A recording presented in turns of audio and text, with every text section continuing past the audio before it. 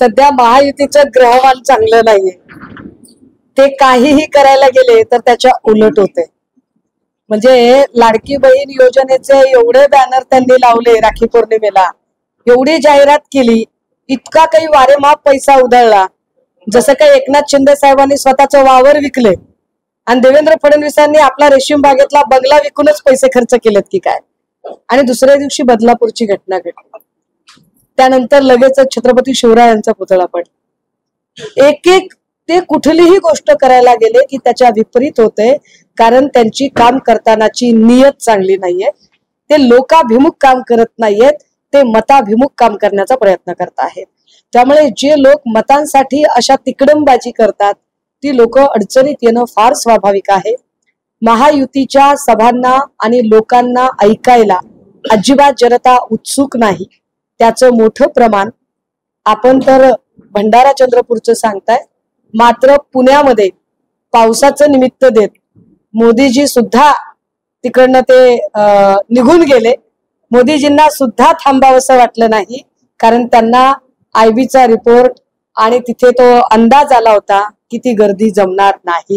हो मग काय हरकत आहे, अमृता वहिनी आमची लाडकी भाऊजाई आहे आणि लाडकी भाऊजाई कधी कधी खरं बोलते। एकनाथ शिंदे साहेबांना स्वतःचा मुलगा श्रीकांत शिंदे याला महाराष्ट्राचा असा प्रमुख म्हणून सेट करायचंय, तर दुसरीकडे राष्ट्रवादी काँग्रेस ज्यांनी फोडली आणि राष्ट्रवादी काँग्रेस फोडून अजितदादांपेक्षा सुद्धा जास्तीचा लाभ स्वतःच्या पदरात पाडून घेतला, हे फार जबाबदारीने सांगते। अजितदादांपेक्षा सुद्धा जास्तीचा लाभ ज्यांनी स्वतःच्या पदरात पाडून घेतला त्या सुनील तटकरेंना आपली मुलगी आदिती तटकरेला मुख्यमंत्री करायचंय।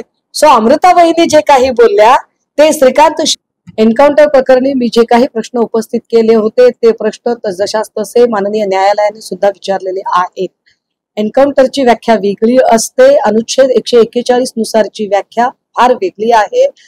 अक्षय शिंदे प्रकरणाला अक्षय शिंदे कोणी साधू संत महात्मा नव्हता, तो मरायलाच पाहिजे, मात्र त्याला अशा पद्धतीने एन्काउंटर केल्यामुळे अनेक सत्य बाहेर येता राहिली आहेत।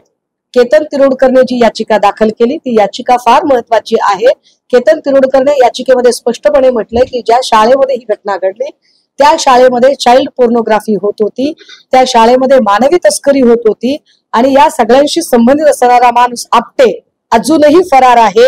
आपटेला आणि शाळा प्रशासनाला वाचवण्यासाठी अक्षय शिंदेचा पोलिसांनी जीव घेतला। अक्षय शिंदेचा जीव जाण्याला आक्षेप नाही, पण अक्षय शिंदेचा जीव जाताना आपटे आणि शाळा प्रशासन वाचवलं जाते, हे जास्त गंभीर आहे। असा एकाएकाचा एन्काउंटर करून प्रश्न सुटत नाहीत। जे लोक म्हणतायत की निसर्गाचा न्याय झाला, जर अक्षय शिंदेला मारून निसर्गाचा न्याय तुम्ही केला असेल तर मग पूजा चव्हाणला निसर्गाचा न्याय देण्यासाठी कुणाचा एन्काउंटर करणार? विनेश फोगटला न्याय देण्यासाठी मग काय ब्रिजभूषणचा एन्काउंटर करायचा का? असे किती एन्काउंटर तुम्हाला करावे लागतील? त्यामुळे या गोष्टींना काही अर्थ उरत तो त्यांचा वेगळा पक्ष यांचा वेगळा पक्ष जरी असला तरी सध्या देवेंद्र फडणवीसांना वेटिंगवर ठेवलं जाते। आपण जर बघितलं असेल एका तासात नवनीत राणाला भेट मिळते, तिथे 2-2 दिवस देवेंद्र फडणवीसांना वेटिंगवर ठेवलं जाते।